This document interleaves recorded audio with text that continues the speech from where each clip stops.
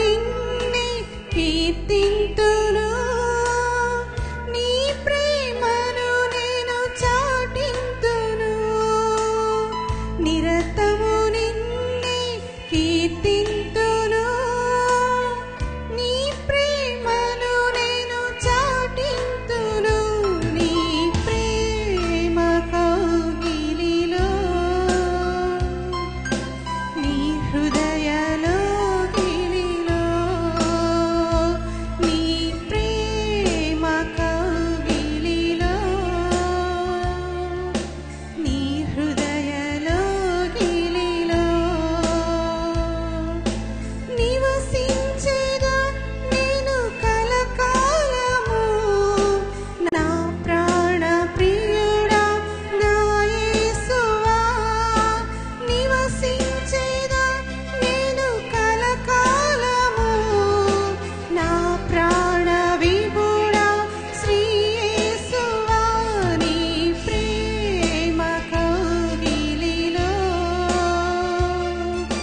నీ హృదయలో గిలిలో,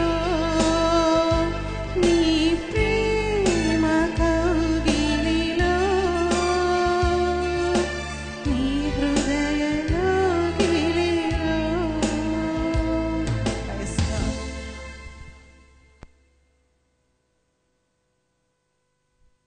thank you. నేటి ధ్యాన నిమిత్తమై ఏర్పాటు చేయబడిన వాక్య భాగము చదవగా విందాం.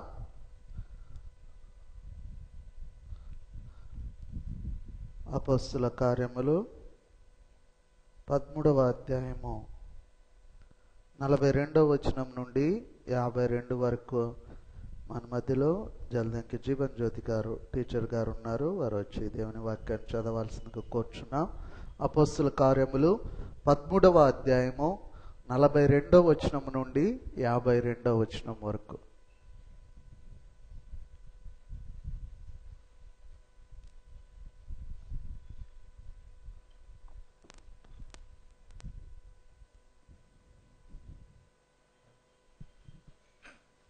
నేటి ఆరాధనకు ఏర్పాటు చేయబడినటువంటి బైబిల్ భాగం అపోస్తుల కార్యం 42వ అధ్యాయం 52 వరకు చదువుకుందాం.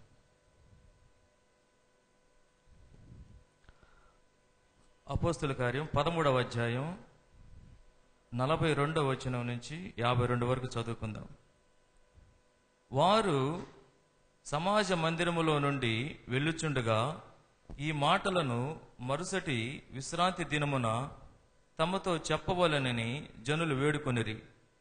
సమాజ మందిరములోని వారు లేచిన తరువాత అనేకులు యూదులను భక్తిపరులైన యూదామత ప్రవిష్టులను పౌలును బర్నబాను వెంబడించిరి.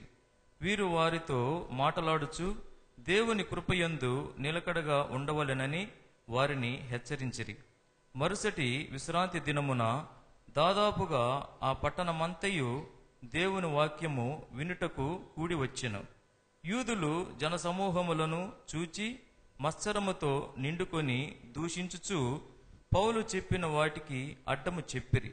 అప్పుడు పౌలును బర్నబాయు ధైర్యముగా ఇట్లనిరి, దేవుని వాక్యము మొదట మీకు చెప్పుట ఆవశ్యకమే, అయినను మీరు దానిని త్రోసివేసి మిమ్మును మీరే నిత్య జీవమునకు అపాత్రులుగా ఎంచుకొనుచున్నారు. గనుక ఇదిగో మేము అన్యజనుల యొద్దకు వెలుచున్నాము.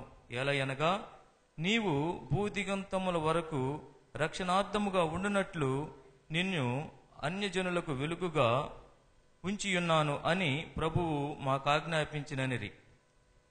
అన్యజనులు ఆ మాట విని సంతోషించి దేవుని వాక్యమును మహిమపరిచిరి. మరియు నిత్య జీవమునకు నిర్ణయింపబడిన వారందరూ విశ్వసించిరి. ప్రభు వాక్యము ఆ ప్రదేశమంతటా వ్యాపించెను. గాని యూదుల భక్తి మర్యాదలు గల స్త్రీలను ఆ పట్టణపు ప్రముఖులను రేపి పౌలునకు బర్నబాకునకును హింస కలుగజేసి వారిని తమ ప్రాంతముల నుండి వెళ్ళగొట్టిరి. వీరు తమ పాదధూళిని వారి తట్టు దులిపివేసి ఈకొనియాకు వచ్చిరి. అయితే శిష్యులు ఆనందభరితులై పరిశుద్ధాత్మతో నిండిన వారైరి. దేవుడు తన పరిశుద్ధ వాక్యాన్ని దీవించునుగా. చదవబడిన వాక్య భాగము దేవుడు దీవించులాగున. మన మధ్యలో అక్కలగుంట ఆశీర్వాదమ్మ గారు ఉన్నారు. ఆంటీ ప్రార్థనలో నడిపిస్తారు. మైక్ అఖిలగుంట ఆశీర్వాదం గారు ప్రార్థనలో నడిపిస్తారు. ప్రార్థన చేయండి.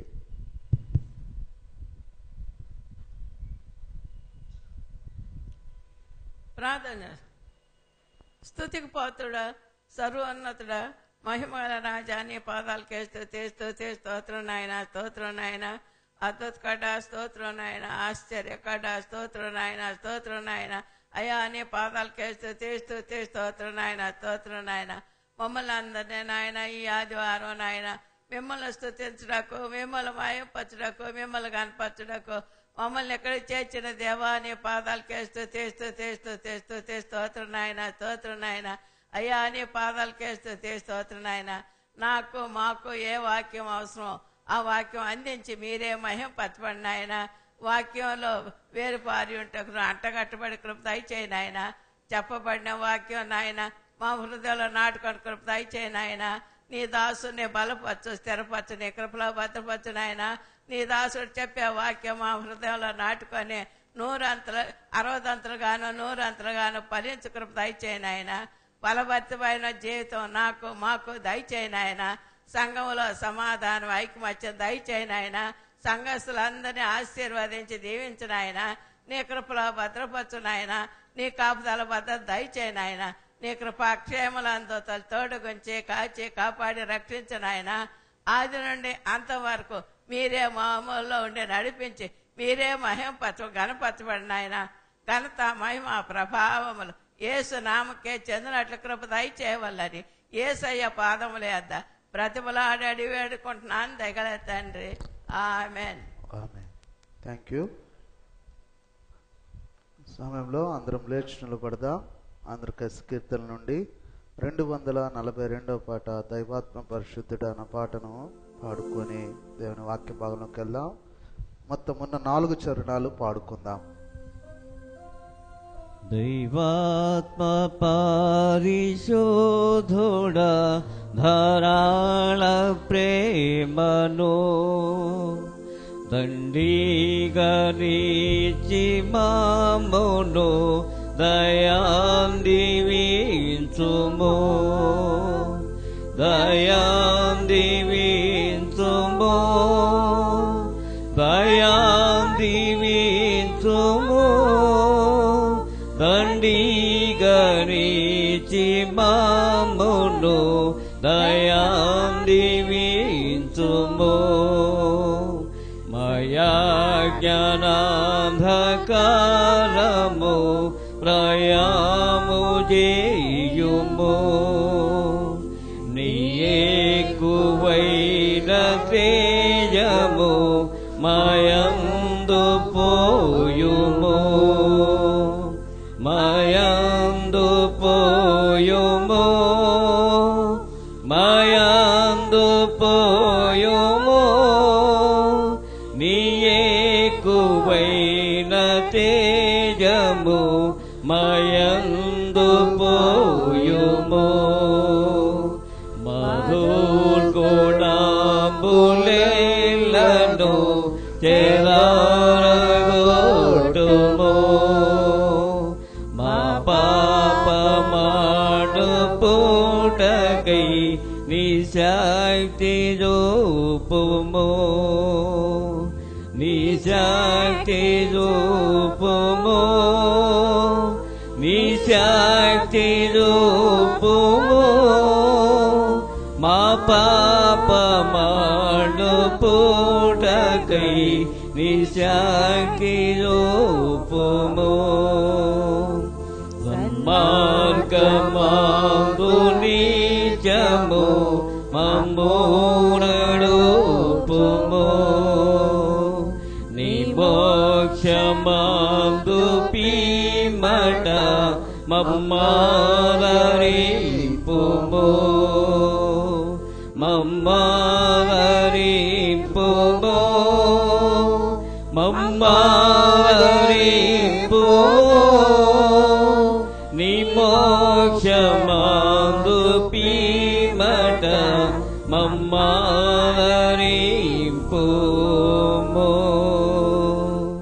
ప్రార్థించుకుందాం. కృపా సత్య సంపూర్ణుడా, సంఘముగా నాయన అయా నీ యొక్క పాద సన్నిధిలో నాయన నిల్చుండి మేము నాయన పాట రూపంలో చేసిన ప్రార్థన మీ సన్నిధి కూర్చున్నదని నమ్ముచున్నాం తండ్రి. ఇదిగో నాయన నీ సేవకుడు నాయన నీకు బోరగా నిలబడుచుండగా నాకు మాకు కావలసిన ఆత్మీయ మేలు ఈ యొక్క సమయంలో దయచేయగలరని ఈ కొద్ది విన్నపములు యేసు క్రీస్తు పేరిట వేడుకుంటున్నాం మా తండ్రి. ఆమేన్. దయచేసి కూర్చుందాం. ప్రభువైన క్రీస్తులో మిమ్మల్ని బలపరచుటకు బలహీనుడైన నన్ను బలపరిచి ఆయన సన్నిధిలో నిలబెట్టుకున్న విధానాన్ని బట్టి దేవదేవునికి వందనాలు తెలియజేస్తూ ఉన్నాను. ప్రియ దేవుని బిడ్డలారా, అపొస్తలుల కార్యములను మనం ధ్యానిస్తూ ఉన్నాం. ఈరోజు ఒక చక్కని విషయాలను మనం తెలుసుకోబోతూ ఉన్నాం. ప్రభు కార్యము మన జీవితాల్లో జరుగుతూ ఉంది. ప్రభు కార్యము మన జీవితాల్లో జరగడానికి ఒక గొప్ప పాత్ర పోషించేది ఏంటి అంటే దేవుని వాక్యం. దేవుని వాక్యాన్ని మనం విన్నప్పుడు, దేవుని వాక్యంగా దాన్ని గ్రహించినప్పుడు, దేవుని వాక్యంగా దాన్ని గైకొన్నప్పుడు, వాక్యానుసారమైన జీవితాన్ని జీవించినప్పుడు దేవుడు ఏర్పాటు చేసిన ఆ అద్భుతమైన కార్యాలు మన జీవితాల్లో జరగడం ప్రారంభిస్తుంది. దేవుని వాక్యము వినడం వలన విశ్వాసము కలుగుతుందని అపొస్తలుడైన పౌలు చెప్తూ ఉన్నాడు. విశ్వాసము కలుగగా విశ్వాస సంబంధమైన అనేక కార్యాలు మన జీవితాల్లో కూడా జరుగుతూ ఉంటాయి. అయితే వాక్యాన్ని కపటంగా చెప్పేవాళ్ళు ఉన్నారు, మోసంతో చెప్పేవాళ్ళు ఉన్నారు, ఏదో హృదయంలో ఒకటి ఉంచుకొని చెప్పేవాళ్ళు ఉన్నారు. So today our subject is not how people are preaching the word of God. ఈరోజు మన అంశము ద వర్డ్ ఆఫ్ గాడ్ నీతో మాట్లాడుతూ ఉన్నప్పుడు నువ్వు ఎట్లా స్పందిస్తూ ఉన్నావు. దేవుని వాక్యము నువ్వు వింటూ ఉన్నప్పుడు ఎటువంటి ప్రతిస్పందన నీ హృదయం నుండి వస్తుంది. నిజమే, నిన్నటి వారము మెసేజ్ మనం విన్నారా? ఎక్కడి నుంచి విన్నాం? నిన్నటి వారం అపొస్తలుల కార్యములు 13వ అధ్యాయం నుండి మెసేజ్ ఏం చెప్పాడు అపొస్తలుడైన పౌలు? ఆ సందేశాన్ని ఏమన్నాం మనం? పోయిన వారం కదా సార్, కదా ఏమన్నాం? It's a word of encouragement. దేవునిలో ప్రోత్సహించే మాటలు, దేవుడంటే ఏంటో మనం తెలుసుకున్నాం. అపొస్తలుడైన పౌలుకి చూడండి 13వ అధ్యాయము 15వ వచనము, అంతియోకులోని సమాజ మందిరపు అధికారులు, వీళ్ళు కూడా ఈరోజు మన మెసేజ్లో చాలా ఇంపార్టెంట్ వ్యక్తులు. సమాజ మందిరపు కమిటీ, సమాజ మందిరపు అధికారులు, సమాజ మందిరపు లీడర్స్, సమాజ మందిరంలో గౌరవ మర్యాదలు కలిగిన పెద్దలు, విశ్వాసులు, ఏ రకంగా నువ్వు పిలుచుకుంటే ఆ రకమైన వ్యక్తులు 13వ అధ్యాయం 15వ వచనంలో ఏం చేశారు అంటే, ప్రజలకు మీరు ఏదైనా బోధ వాక్యము చెప్పవలనని ఉన్న ఎడల చెప్పుడని వారికి వర్తమానము చేసిరి. అయ్యా వచ్చారు ఆ యొక్క సినగోగులో, సమాజ మందిరంలో, యూదులు దేవుని ఆరాధించే స్థలం, యూదులు ధర్మశాస్త్రమును చదివే స్థలం, యూదులు సహవాసం కలిగి ఉండే స్థలాన్ని సమాజ మందిరము అంటారు, సినిగోగ్ అంటారు.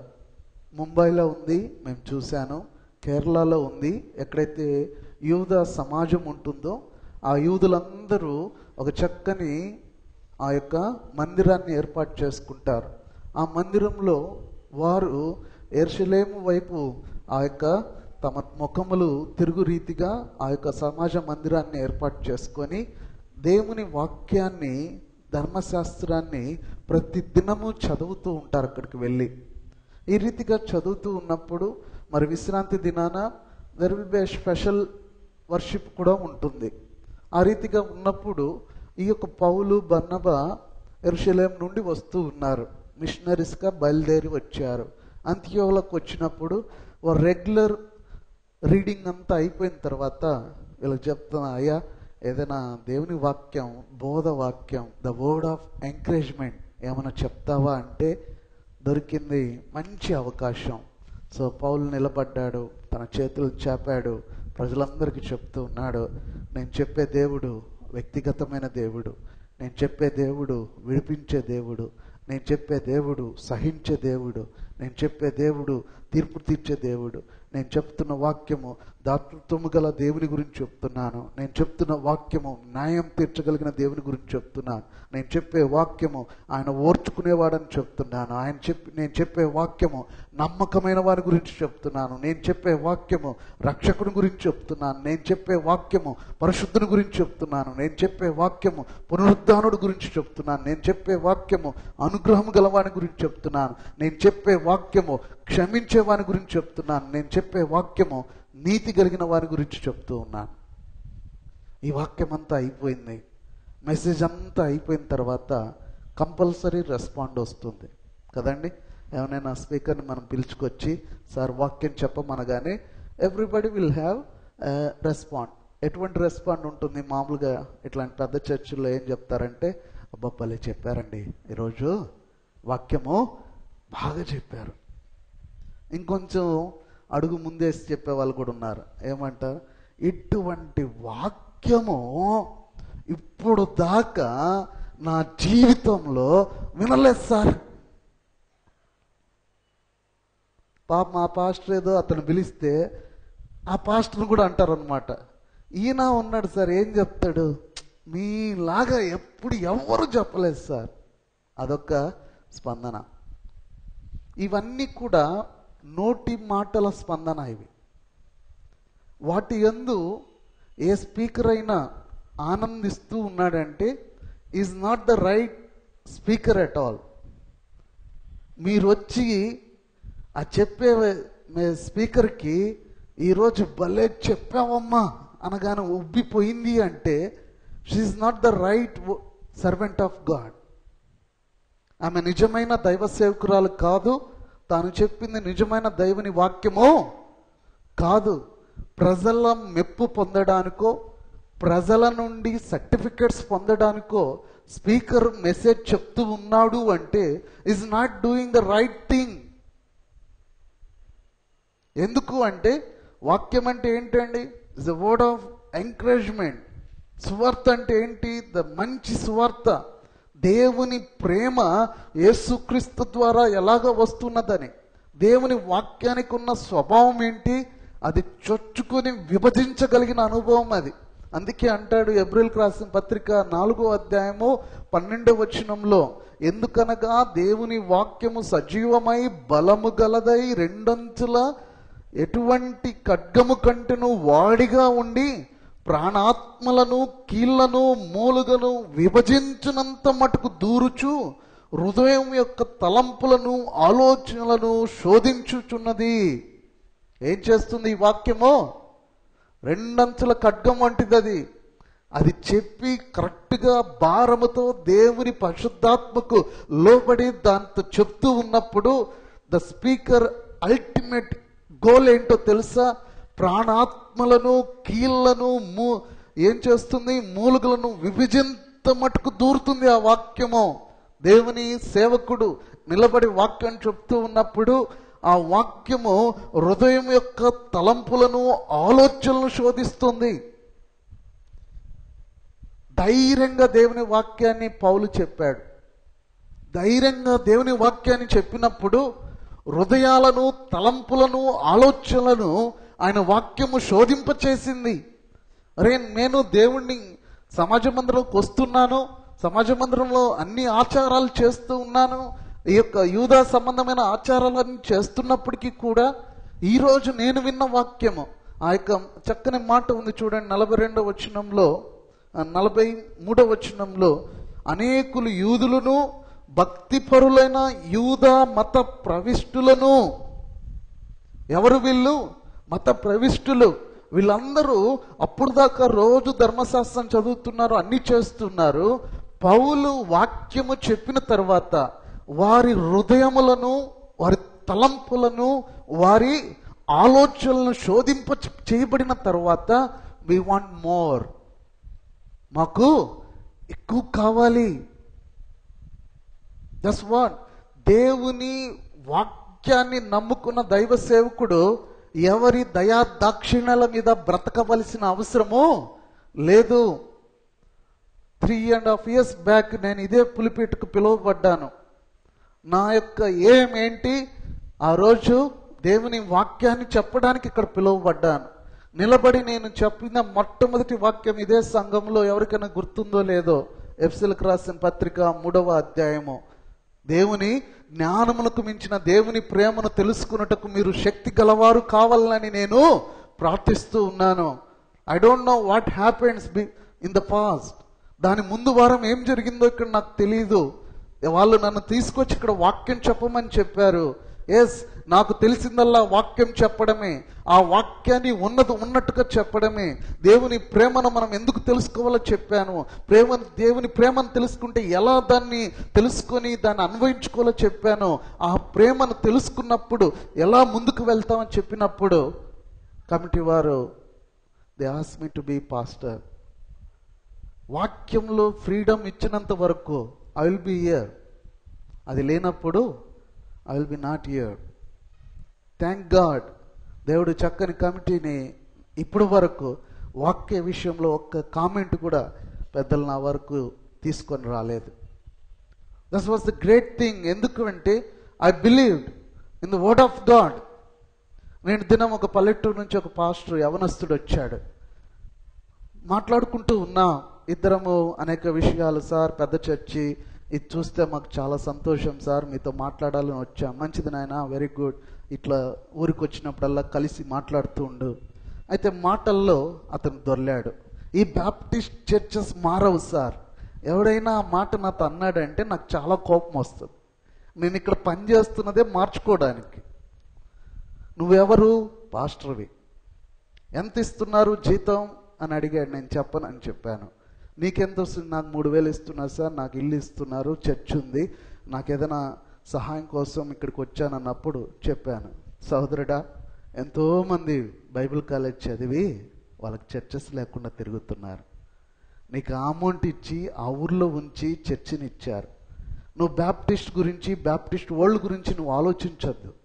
నువ్వు తెలుసుకోవాల్సింది ఏంటంటే దేవుడు ఆ 4 గోడల్లో 60 మందిలో నిన్ను నాయకుడిగా ఉంచాడు. Your a pastor there, spiritual leader నువ్వు అక్కడ. ఫస్ట్ నీ సంఘాన్ని ముందు నువ్వు మారు. ఉన్నది ఉన్నట్టుగా దేవుని వాక్యాన్ని చెప్పడం ప్రారంభించు. నువ్వు దేవుని వాక్యాన్ని ఉన్నది ఉన్నట్టుగా చెప్తూ ఉన్నప్పుడు నువ్వేం చేస్తావు తెలుసా? వాళ్ళు నిన్ను గెంటేస్తే అంతకన్నా పెద్ద ద్వారం నీకోసము తెరుచుకుంటుంది. ఆమె దేవుని వాక్యాన్ని ఉన్నది ఉన్నట్టుగా చెప్తూ ఆ చెప్తున్న విధానాన్ని బట్టి నిన్ను కానీ వాళ్ళు నెట్టేస్తే ఏం జరుగుతుంది? దానికన్నా పెద్ద సంఘం నీ కొరకు ద్వారం తీస్తుంది. ఉన్నది ఉన్నట్టు చెప్పు. నేను మారుదాం. ఫస్ట్ దేవుని వాక్యాన్ని ఏ వ్యక్తినో వాడినో టార్గెట్ చేసి చెప్పుకోవద్దు. ఎవరినో ప్లీజ్ చేయడానికి చెప్పొద్దు. దేవుని వాక్యాన్ని ఉన్నది ఉన్నట్టుగా చెప్పుకుంటూ వెళ్ళు. మార్పు అదే వస్తుంది. ఎందుకు? వాక్యానికి ఆ శక్తి ఉంది. నువ్వు ఉన్నది ఉన్నట్టుగా దేవుని వాక్యాన్ని చెప్పినప్పుడు ఎంతటి వాడినైనా వాని హృదయమును, వాని ఆలోచనలను, వాని తలంపులను శోధిస్తుంది దేవుని వాక్యం. ఆ విధంగా శోధింపబడినప్పుడు 2 విషయాలు జరుగుతాయి. ఒకటి, దేవుని వాక్యాన్ని స్వీకరించడమా, ఆ వాక్యాన్ని తిరస్కరించడమా. ఎన్ని సంవత్సరాలకు వస్తున్నావు నువ్వు చర్చికి? 70-80 ఏళ్ళ చరిత్ర ఉంది. 30-40-50 చరిత్రలు ఉన్నాయి. దేవుని వాక్యాన్ని మనం అంతకాలం నుండి స్వీకరిస్తూ వచ్చి ఉంటే ఈరోజు మన జీవితాల్లో శాంతి, సమాధానము, సంతోషము, ఐక్యత, ప్రతి ఒక్క చర్చి మెంబరు, ప్రతి కుటుంబము ఒక అద్భుతమైన రీతిలో సంఘములోకి జాయిన్ అయిపోయి ప్రతి ఒక్కడి ఎవరి పని వాళ్ళు, ఎవరికి ఇవ్వని తలాంతులు, ఎవరో ఏదో ఒక రీతిగా సంఘంలో ఒక అద్భుతమైన ప్రణాళిక. ఈ స్థలం ఇంత ఖాళీగా ఇంతగా ఉండదండి. ఏదో సంథింగ్ కావలి పట్టణం అంతా కూడా ఈ యొక్క స్థలం మొత్తం కూడా సంథింగ్ దేవుని కార్యం జరుగుతూ ఉండేది ఈ పాటికి. ఇట్స్ నాట్ ఓన్లీ మీ, అనేక మంది దైవ సేవకులు ఈ స్థలంలో బ్రతుకుతూ వారి యొక్క జీవితాన్ని కొనసాగిస్తూ అనేక పరిచయం చేస్తుండే వాళ్ళు. దేవుని వాక్యాన్ని విని వెళ్ళిపోతున్నాం. We are so good. తిరస్కరిస్తున్నామా స్వీకరిస్తున్నామా అనే ఆ పాయింట్కి రాకుండానే చాలా బాగుంది ఈరోజు వాక్యం అని వెళ్ళిపోతున్నాం. No one need your certificate here. దేవుని వాక్యం బాగుందా బాగలేదా, నువ్వు ఏ మీటింగ్కైనా వెళ్ళు, ఏ సంఘానికైనా వెళ్ళు, నువ్వు దేవుని వాక్యాన్ని వింటూ ఉన్నప్పుడు దేవుని బిడ్డ దాన్ని స్వీకరిస్తున్నావా తిరస్కరిస్తున్నావా అని చెక్ చేసుకుని వెళ్ళాలి నువ్వు. అతను ఆ సేవకుడు ఆ వ్యక్తి దేవుని వాక్యాన్ని నిలబెట్టి ఆయన చెప్తూ ఉన్నప్పుడు ఆయన యోగ్యుడు కాడో అది దేవుడు చూసుకుంటాడు. నీకు ఒక్క ఇదే తీర్పు ఉంటే ఆ వాక్యం చెప్పానికి 2 తీర్పులు ఉన్నాయి. సేవకునికి దేవునికి సంబంధించిన వాడు ఆయన చూసుకుంటాడు ఆయన.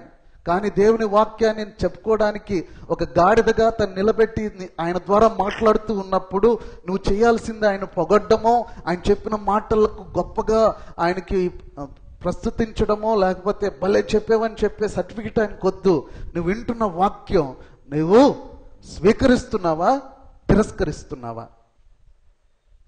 వాక్యము లోతుగా వెళ్తూ ఉన్నప్పుడు చాలాసార్లు చెప్పాను, సార్ మీరు మరీ ఎక్కువగా జూదం గురించి, తాగుడు గురించి, వ్యభిచారం గురించి చెప్తున్నారు. ఒక సంఘంలో అన్నారట, చెప్తున్నారు, మీకు అందరికీ తెలుసు కదా, మన పెద్దలందరూ ఆల్మోస్ట్ అట్లాంటి వాటిల్లో ఉన్న వాళ్ళే కదా, కొంచెం అవి మరీ ఎక్కువ చెప్పద్దు సార్ అట్లా అని అంటే, సరేయా విషం అని దానికి చక్కెర కోటిచ్చి వేసిన విషమే. నువ్వు పెట్టుకున్న చిన్న చిన్న ముద్దు పేర్లు పాపానికి ఏం పెట్టుకున్నావు? పొరపాటు. ప్రతి గంటకి పొరపాటు చేస్తూ ఉంటే అది పొరపాటు కాదు. జీవిత ప్రయాణంలో ఎప్పుడో ఒక్కసారి కాలు దొల్లితేనో జారితేనో అది పొరపాటు. ప్రతిసారి జారి పడుతుంటే అది ఒక జబ్బు. ఏమండి, నడుస్తూ ఎప్పుడైనా పొరపాటున పడిపోతే అది పొరపాటున పడినట్టు. లేచినప్పుడల్లా దబా నువ్వు పడుతూ ఉంటే అదేంటి? There is something wrong in your body, you have to check it out. So నువ్వు నేను పెట్టుకున్న ముద్దు పేర్లు ఈ చిన్న చిన్న బలహీనతలు అందరికి ఉంటాయి సార్. ఎవరు చెప్పాడు? అందరికి ఉన్నవాళ్ళు, బలహీనతలు ఉన్నవాళ్ళు చర్చికి ఎందుకు వస్తున్నారు? దేవుని వాక్యం ఎందుకు వింటున్నారు? వారు హృదయాలను, తలంపులను, ఆలోచనలను దేవుని వాక్యము శోధింపచేసి ప్రాణాత్మలను, కీళ్లను, మూలుగులను అది ఖండిస్తూ ఉన్నప్పుడు ఆ బలహీనత వెళ్ళిపోవాలి. You are not here to compromise your all sinful things, sinful thoughts, sinful acts అన్నిటినీ మనము ఏం చేస్తున్నాం? దేవుని వాక్యాన్ని వింటూ ఉన్నప్పుడు ఇట్స్ ఓకే, నాకన్నా చెడ్డోడు వాడు ఉన్నాడు, వాడు నిలబడి వాక్యం చెప్పగలేంది, కూర్చొని పోయేవాడికి నాకేంటి? ఇక్కడ దేవుని వాక్యాన్ని వింటూ ఉన్నప్పుడు we're not here to judge anybody. ఆ వాక్యము మన జీవితాలకు వస్తూ ఉన్నప్పుడు దాన్ని స్వీకరించి దాని ప్రకారం నడుచుకుంటూ ఉన్నావా తిరస్కరిస్తున్నావా? ఒకవేళ ఆ తిరస్కర భావము నీలో నాలో ఒకవేళ ఉంటే నీ వలన నీ జీవితంలోనే దేవుని కార్యం జరగకపోగా నీ వల్ల నీ కుటుంబంలో దేవుని కార్యం జరగకుండా ఆగిపోతుంది, నీ సంఘంలో దేవుని కార్యం జరగకుండా ఆగిపోతుంది. ఎందుకు? నీవు దేవుని కార్యాన్ని, దేవుని వాక్యాన్ని స్వీకరించకపోతే, దేవుని వాక్యాన్ని స్వీకరించకపోగా తిరస్కరిస్తే నీ జీవితంలో కార్యము జరగకపోగా నీ వలన దేవుని వలన జరగాల్సిన కార్యం నీ కుటుంబంలో జరగదు, నిన్ను బట్టి నీ సంఘంలో జరగవలసిన కార్యము జరగదు. ఎందుకంటే ఏదో తిరస్కరించి నేను నమ్మనండి, నేను ఇంతేనండి, నేను ఇట్లే జీవిస్తాను అంటే నిన్ను బట్టి, నీ పాపాన్ని బట్టి నీ కుటుంబం బాధపడుతుంది, నీ విషయాన్ని బట్టి నీ సంఘం బాధపడుతుంది. నేను ఇంతే, నేను ఇట్టే ఉంటానన్నవాడి వీడికి రావద్దు. వీడికి వచ్చేది మనల్ని మనము సరి చేసుకోవడానికి, కరెక్ట్ చేసుకోవడానికి. దేవుని వాక్యం ముందు వినడానికి కూర్చున్నప్పుడు we want to bring some change in అస్.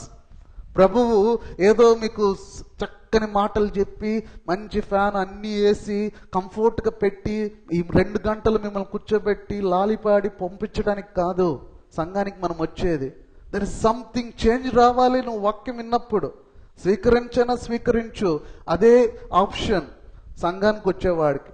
నేను బజార్కి వెళ్ళి నిలబడి వాక్యం చెప్పానా, దర్ ఇస్ 2 people ఉంటారు. ఒకరు స్వీకరించవచ్చు, ఒకరు తిరస్కరించవచ్చు. కానీ ఆలయానికి వాలంటీర్గా నువ్వు వచ్చినప్పుడు నీకు వేరే ఆప్షన్ లేదు. నీకున్న ఆప్షన్ ఏంటి? స్వీకరణే. నీకున్న ఆప్షన్ ఏంటి? Receiving the word of God. దేవుని వాక్యాన్ని స్వీకరించడం. ఉన్నట్టు దేవుని వాక్యాన్ని ఉన్నది ఉన్నట్టు బోధిస్తే అనేక అవకాశాలు కలుగుతాయని అపోస్తలుడైన పౌలు యొక్క సందేశాన్ని బట్టి తెలుసుకున్నాం. ఇది మాకెంతో ఎంకరేజ్మెంట్. ఇది దేవుని వాక్యాన్ని ఉన్నది ఉన్నట్టుగా చెప్పినప్పుడు ప్రభువు అద్భుతమైన అవకాశాలను ఇస్తాడు. ఈరోజు చూడండి, అనేక మంది గొప్ప గొప్ప స్పీకర్స్ ఉన్నారు. వారు తమ జీవితంలో ప్రారంభంలో వాక్యాన్ని చెప్తూ ఉన్నప్పుడు ఆ వాక్యాన్ని అతను సరిగా ఉన్నది ఉన్నట్టు చెప్తూ ఉన్నాడన్న ఆ సాక్ష్యం బలపడుతున్న కొలది అతను వేల మందికి చెప్పడం ప్రారంభిస్తాడు. నిజమే, వాక్యాన్ని ఉన్నది ఉన్నట్టుగా చెప్పినప్పుడు ఆ వాక్యము మనకేమి ఇస్తుందంటే అనేకమైన అవకాశాలను ఇస్తుంది. చూడండి, 42వ వచనంలో చూస్తే, వారు సమాజ మందిరంలో నుండి వెళ్ళుచుండగా ఈ మాటలు నువ్వు మరుసటి విశ్రాంతి దినమును తమతో చెప్పవల్లని జనులు వేడుకొనిరి. మరలా ఇన్విటేషన్ వచ్చింది వారికి, మరలా ఆహ్వానం వచ్చింది. అయ్యా పౌలు, చాలా చక్కని వాక్యము, కానీ ఈ మాటలు మాకు మరొకసారి వినాలని ఉంది. We want to have again. ఆ దేవుని వాక్యము వినాలి. ఎంతగా వినగలిగితే అంత విశ్వాసం ప్రభు మీద కలుగుతుంది. అంత విశ్వాసం ప్రభు మీద కలుగగా నా జీవితంలో ఉన్న అనేక సమస్యలన్నిటినీ ఆ విశ్వాసం ద్వారా నేను జయించగలుగుతాను. ఆ విశ్వాసం నాలో జనరేట్ అవ్వాలంటే, ఆ విశ్వాసం నాలో పుట్టాలి అంటే, ఆ విశ్వాసం నాలో కలగాలి అంటే నేను దేవుని వాక్యాన్ని వినాలి. ఎప్పుడైతే నిజ వాక్యాన్ని ఉన్నది ఉన్నట్టు చెప్పినప్పుడు there will be invitation for us. మరలా వాక్యాన్ని వినడానికి మనమందరము కూడా ఆహ్వానిస్తాం. కానీ మనం చాలా మంచివారం, ఒక ఆదివారం మాత్రమే దేవుని వాక్యాన్ని వినడానికి ఆహ్వానిస్తాం. మిగతా రోజుల్లో ఎక్కడ వాక్యం దొరికినా we don't want to go. మరలా మాటలు వినడానికి మనకు అవసరం లేదు. ఆదివారం ఒక్కరోజు వింటే చాలు. బైబిల్ స్టడీ నేను మూసుకున్నాను. ఎందుకు? ఇద్దరు ఒకరు వస్తున్నారు. Is not the importance, that's not the pastor అనేవాడు ఇంపార్టెంట్ కాదు. దేవుని వాక్యం అనేది ఇంపార్టెంట్. ఆ వాక్యాన్ని నేను మరలా తేటగా తెలుసుకున్నంత కాలం అది నా జీవితాన్ని సంపూర్ణంగా మారుస్తుంది. అది కాబట్టి నా జీవితంలో దేవుని వాక్యము బోధించబడుతున్నప్పుడు you should always give a second chance for the word of God. ఎందుకంటే ఈ వాక్యము మన జ్ఞానమునకు మించింది. ఈ వాక్యము మానవుని యొక్క తలంపులకు, వాని యొక్క ఆలోచనలకు, వాని హృదయానికి బహు దూరమైనది. దాన్ని నువ్వు దగ్గర చేసుకొని, దాన్ని అన్వయించుకొని, దాన్ని లోపలికి తెచ్చుకోవాలి అంటే దాన్ని అన్నిసార్లు నువ్వు వినగలిగితే అన్నిసార్లు అది నీ జీవితాన్ని ప్రభావితం చేయగలుగుతుంది. ఆ విషయాన్ని అక్కడున్న పెద్దలు తెలుసుకున్నారు, అక్కడున్న ప్రజలు తెలుసుకున్నారు. అయ్యా, వి వాంట్ అగైన్, మరలా మాకు దేవుని వాక్యాన్ని చెప్పండి, మరలా ఆ సందేశాన్ని మేము వినాలనుకుంటున్నాం, మరలా అటువంటి మాటలు మాకు తెలియచేయాలని ఆశపడుతున్నాం. అప్పుడు 43వ వచనంలో చివరి మాట మనం చూస్తే, దేవుని కృపయందు నిలకడగా ఉండవలనని వారిని హెచ్చరించిరి. ఎప్పుడైతే ఆ మాట వాళ్ళు చెప్పినప్పుడు, దేవుని బిడ్డలారా, ఎవరైతే ఆ యొక్క దేవుని వాక్యాన్ని ఉన్నట్టుగా చెప్తారో అప్పుడు అక్కడ దేవుని కృప నిలకడగా ఉండే అవకాశాన్ని దేవుడు మనకిస్తాడు. ఎవరైతే దేవుని వాక్యాన్ని వినడానికి ప్రయత్నం చేస్తారో, దేవుని వాక్యాన్ని తమ జీవితంలోనూ, తమ కుటుంబంలోనూ, తమ సంఘములోనూ ప్రథమ స్థానం ఇవ్వడం ప్రారంభిస్తారో వారి జీవితాల్లో దేవుని కృప నిరంతరము నిలుస్తుంది. మీరందరు లేటుకు వచ్చారు. కీర్తనలు 118వ అధ్యాయం ఈరోజు మేము ఉత్తర ప్రత్యుత్తర రీతిగా చదువుకున్నాం. దాంట్లో ఇజ్రాయెల్ అంటున్నారట, యెహోవా కృప నిరంతరము నిలుచును. అహరోను వంశస్థులు అంటున్నారట, యెహోవా కృప నిరంతరము నిలుచును. యెహోవా యందు భయభక్తులు గలవారు అంటున్నారట, యెహోవా కృప నిరంతరము నిలుచును. అయితే ఎవరి యందు ఆ కృప నిరంతరం నిలుస్తుంది? దేవుని వాక్యం యందు ఇంట్రెస్ట్ కలిగిన వారికి, దేవుని వాక్యానికి అవకాశం ఇచ్చిన వారి జీవితాల్లో దేవుని కృప నిరంతరం నిలిచి వారు నిలిచినట్లుగా చేస్తుంది. దేవుని యొక్క ఇప్పుడు ఒక వర్షం పడుతూ ఉన్నదనుకోండి, ఒక గొడుగు, ఒక షెల్టర్ అక్కడ ఉంటే ఆ వర్షం పడుతూ ఉన్నప్పుడు ఆ షెల్టర్ ఏమవుతుంది? నిన్ను ఆ వర్షం నుంచి కాపాడుతుంది. ఆ యొక్క షెల్టర్ అక్కడ వర్షం నుంచి కాపాడడానికి ఒక కృప అనుభవం, ఆ షెల్టర్ ఎప్పుడు అక్కడ ఉంటుంది. నేను ఈ యొక్క లోక సంబంధమైన ఈ వర్షం నుండి ఆ యొక్క షెల్టర్లోకి నేను వెళ్ళాలి. నేను అక్కడ పోయి నిలబడినప్పుడు ఆ కృప నన్ను కాపాడుతుంది. దేవుని కృప కూడా అంతే. నీవు ఈ లోకంలో వెళ్ళినంత కాలము లోక సంబంధమైన తలంపులు, లోక సంబంధమైన ఆలోచనలు, లోక సంబంధమైన కార్యాలు నీ జీవితంలో జరుగుతాయి. అదే వాక్యమనే ఈ గొడుగు కిందకు నువ్వు రాగలిగితే ఆ వాక్యంలో నిలుచు ఆ దేవుని కృపలో నీవు నేను నిలబడగలుగుతాం. నిలిచి మనం దేవుని కొరకు జీవించగలుగుతాం. ఇదిగో చక్కని వాక్యము మీకు బోధించబడుతూ ఉన్నప్పుడు డోంట్ ఎవర్ నెగ్లెక్ట్ దట్. దేవుని వాక్యాన్ని నిర్లక్ష్యపరచొద్దు. ఏ ఒక్క వ్యక్తి కొరకు కాదు, దేవుని వాక్యాన్ని ఎవరు చక్కగా నీ జీవితంలో నీ హృదయాలను, నీ ఆలోచనలు, నీ తలంపులను శోధించేటట్లు చేసి దేవునికి దగ్గరగా తీసుకొచ్చే సందేశాలు ఎక్కడ వినబడినా దయచేసి అక్కడ మరలా అవకాశాలు ఇవ్వండి. ఆ అవకాశం ఇచ్చినప్పుడు అది నీ జీవితాన్ని సరిచేస్తుంది, నిన్ను దేవుని కృపలో నిలిచేటట్లు చేస్తుంది. ఎప్పుడైతే నువ్వు దేవుని వాక్యానికి అవకాశం ఇచ్చినప్పుడు. అంతేకాదు ఆ యొక్క 44వ వచనం చూడండి. మరుసటి విశ్రాంతి దినమున దాదాపుగా ఆ పట్టణమంతయు దేవుని వాక్యము వినుటకు కూడి వచ్చెను. దేవుని బిడ్డలారా, మొదటి విశ్రాంతి దినం చాలా మంది మిస్ అయ్యారు. చక్కని వాక్యం చెప్పబడుతుందని తెలుసుకున్నప్పుడు దాదాపుగా పరిశుద్ధాత్మ దేవుడు చెప్తున్న మాట అది. దాదాపుగా పట్టణమంతా కూడా దేవుని వాక్యం వినడానికి కూడి వచ్చారు. ఆసక్తి, దేవుని వాక్యం ఉన్నట్టుగా చెప్పినప్పుడు అవకాశాల్లో ఆసక్తి కలిగిన జనులు రావడం మొదలు పెడతారు. వీళ్ళకి ఎంత ఆసక్తి ఉందో చూడండి. ఒక్కసారి నిజమైన రక్షణ వాక్యమును విన్న తర్వాత, దేవుడు ఏమై ఉన్నాడో తెలుసుకున్న తర్వాత వారితో పాటు అనేక మందిని తీసుకొచ్చారు. ఈ ఆసక్తి నీ యందు, నీ ఆలయమందు ఆసక్తి నన్ను భక్షించుచున్నది అని కీర్తనకారుడు చెప్తూ ఉన్నాడు. అది మనల్ని పరిగెత్తు చేయాలా. దేవుని ఆలయం ఇంపార్టెంట్ నాకు. I'm so happy. కొంతమంది టయానికి వస్తున్నారు. They're giving me challenge. యాక్చువల్గా నాకంటే ముందుగా వచ్చి కూర్చుంటూ ఉన్నారు. ఏంటది? ఆసక్తి. దేవుని మందిరంలోకి ఎప్పుడు వెళుదునా అని నేను ఎదురు చూస్తున్న అనుభవం. దేవుని వాక్యాన్ని వినాలన్న ఆసక్తి. ఆ ఆసక్తి ఏం చేస్తుంది? నీ జీవితంలో దేవుని శక్తిని జనరేట్ చేస్తుంది. దేవుని కార్యాన్ని నువ్వు చూడగలుగుతావు. అనుభవం చూడండి. దేవుని వాక్యం ఎక్కడ వినిపించబడుతున్నా అది సరైనది, దేవుని వాక్యానుసారమైనది, అది నీ హృదయాలను, తలంపులను, నీ ఆలోచనలను శోధిస్తుంది అని నువ్వు గుర్తించినప్పుడు ఆ వాక్యాన్ని వినడానికి ఆసక్తి కలిగి ఉండు. దేవుని వాక్యమును ఆసక్తిగా వినగా అది నీ జీవితాన్ని మారుస్తుంది. ఎంతటి వారినైనా మారుస్తుంది. నువ్వు కృంగిపోయి ఉండవచ్చు, నీకు ధైర్యాన్ని చెప్తుంది. నువ్వు చెడిపోయి ఉండవచ్చు, నిన్ను బాగు చేస్తుంది. నీ జీవితంలో నీ జీవితాన్ని జయించలేని ఎన్నో అనుభవాల గుండా నువ్వు వెళ్తూ ఉండవచ్చు. ఆసక్తిగా ఒక్క పూట నువ్వు దేవుని వాక్యాన్ని విను, అది నీ జీవితాన్ని సంపూర్ణంగా మారుస్తుంది. భార్యగా నీ జీవితంలో ఎలాగ జీవించలేకపోతున్నావో అర్థం కాలేకపోతుందా? అయితే ఒక్కసారి ఆసక్తిగా దేవుని మాటలు విను. భర్తగా నీ జీవితంలో ఏ కార్యాలు నీ కుటుంబంలో సరిగా చేయలేకపోతున్నావేమో దేవుని వాక్యాన్ని ఆసక్తిగా విను. దేవుని వాక్యాన్ని ఆసక్తిగా విన్నవారు ఎవరు కూడా ఈరోజు ఫెయిల్ అయ్యామని చెప్పిన వాళ్ళు ఎవరు లేరండి. నీ వాక్యము నా పాదములకు దీపం. అది ఆ దీపము నీకు పోవలసిన మార్గాన్ని చూపుతూ ఉన్నప్పుడు ఆసక్తి కలిగి అత్యాసక్తితో నీవు ఆ వాక్యాన్ని గైకొంటూ ఉన్నప్పుడు దాదాపుగా పట్టణమంతా దేవుని వాక్యాన్ని వినడానికి వచ్చేది. We're also coming to the church most of the time to do some politics, most of the time to show up ourselves. మనల్ని మనం చూపుకోవడానికి, ఇతరులను వేలిపెట్టి చూపడానికి, ఇతరులను ఇబ్బంది పెట్టడానికి మనం ఆలయానికి వస్తూ ఉంటాం. Don't come for that. నువ్వు ఆలయానికి వస్తున్నది ఒకటే ఒక విషయం మీద ఉండాలి. దట్స్ దేవుని వాక్యాన్ని వినడానికి వస్తున్నానన్నప్పుడు ఆ వాక్యాన్ని నువ్వు వినగా ఆ వాక్యము నీలో చేయబడి పని చేయడం ప్రారంభించినప్పుడు నీ చేత ఆలయంలోనూ గృహంలోనూ సమాజంలోనూ వాక్యానుసారమైన కార్యాలు దేవుడు జరిపిస్తాడు.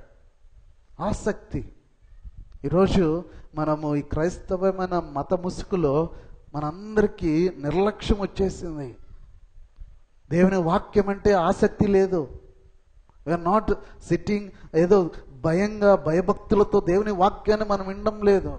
బట్ యు వాంట్ టు, దేవుడు అన్ని నీ జీవితంలో చేయాలనే ఆశ మాత్రం ఉంది. దేవుని వాక్యాన్ని కూర్చొని చక్కగా శ్రద్ధతో ఆసక్తితో దేవుని వాక్యాలైనా వినాలి. ప్రతి వారం నేను మిస్ అవ్వకూడదు. ప్రతి దగ్గర ఎక్కడ దేవుని వాక్యం ఉన్నట్టుగా చెప్తారో దేవుని వాక్యాన్ని వివరించి నా యొక్క జీవితాన్ని, నా హృదయాన్ని, నా తలంపులను శోధింపచేసి దేవునికి దగ్గరగా చేసే వాక్యం ఎక్కడున్నా దయచేసి ఆసక్తితో వినండి. అది మీ జీవితాన్ని సమూలంగా మారుస్తుంది. ఆ పట్టణమంతా దేవుని వాక్యాన్ని వినడానికి వచ్చారు. దేవుని వాక్యాన్ని వినడానికి వచ్చారు. ఉన్నది ఉన్నట్టుగా గంభీరంగా ధైర్యంగా దేవుని వాక్యాన్ని బోధించినప్పుడు అనేక అవకాశాలు కలుగుతాయి. అంతేకాదండి, కొంతమందికి మంచి అవకాశాలు వస్తాయి, కొంతమందికి భయంకరమైన అవరోధాలు కూడా వస్తాయి. చూడండి 45వ వచనము.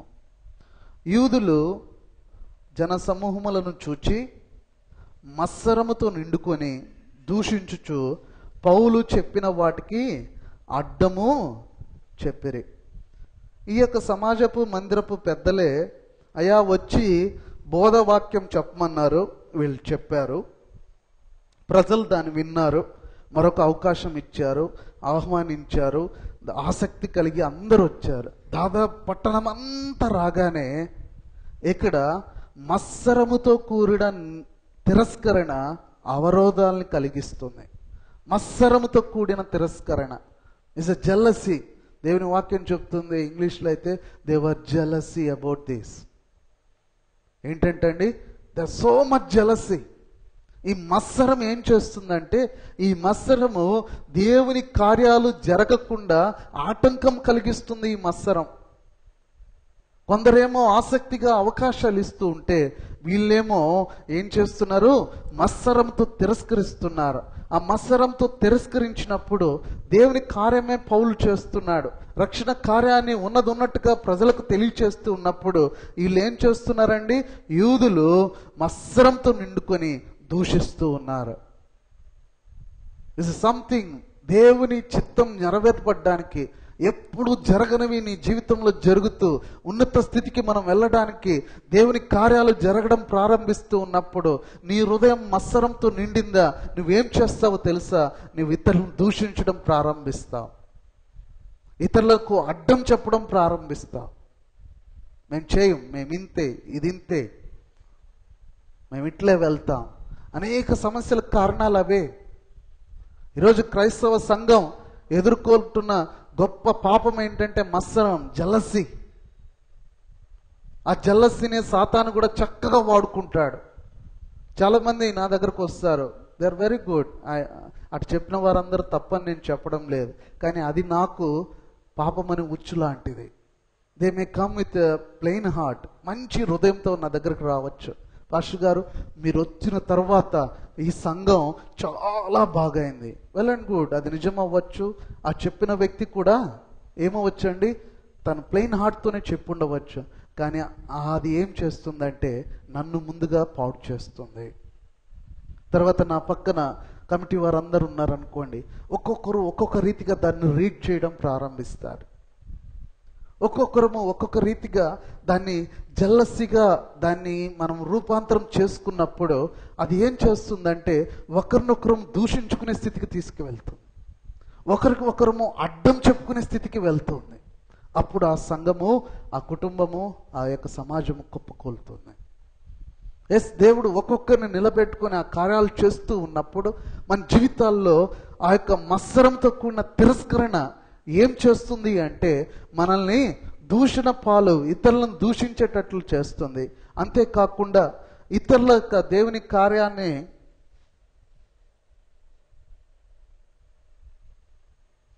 దేవుని కార్యానికి అడ్డంగా నిలబడతాం. ప్రతి విషయంలో కూడా ఇస్ ఎ మ్యాటర్ ఆఫ్ ఆ యొక్క మత్సరం రాకుండా చూసుకోవాలి.